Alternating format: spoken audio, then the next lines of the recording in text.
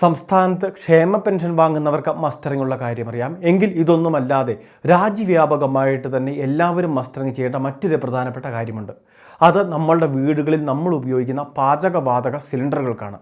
അതായത് ഗാർഹിക ഗ്യാസ് സിലിണ്ടറുകൾ നമ്മളുടെ വീട്ടിലുണ്ടെങ്കിൽ അത് ഇന്ത്യൻ ആയിക്കോട്ടെ, HP ആയിക്കോട്ടെ, ഭാരത് ആയിക്കോട്ടെ, ഈ ഗ്യാസ് സിലിണ്ടർ ആരുടെ പേരിലാണോ എടുത്തിട്ടുള്ളത് ആ വ്യക്തി ഇലക്ട്രോണിക് KYC ചെയ്തിരിക്കണം.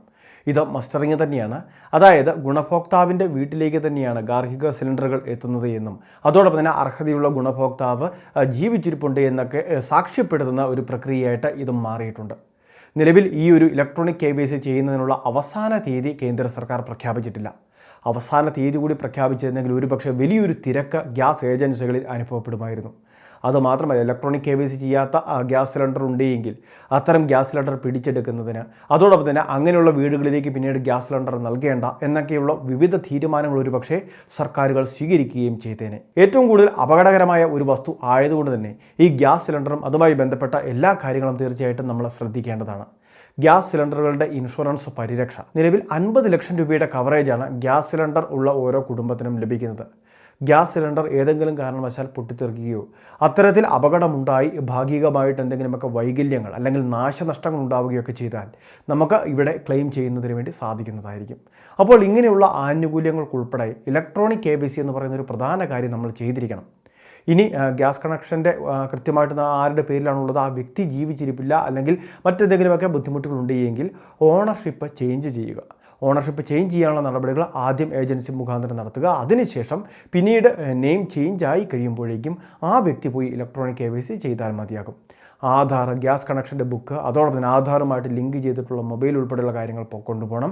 അപ്പോൾ ഈ രീതിയിലാണ് ഇത് ചെയ്യേണ്ടത്. അത് ഇന്ത്യനും ഭാരതിനും HP-ക്കും എല്ലാം തന്നെ ബാധകവുമാണ്.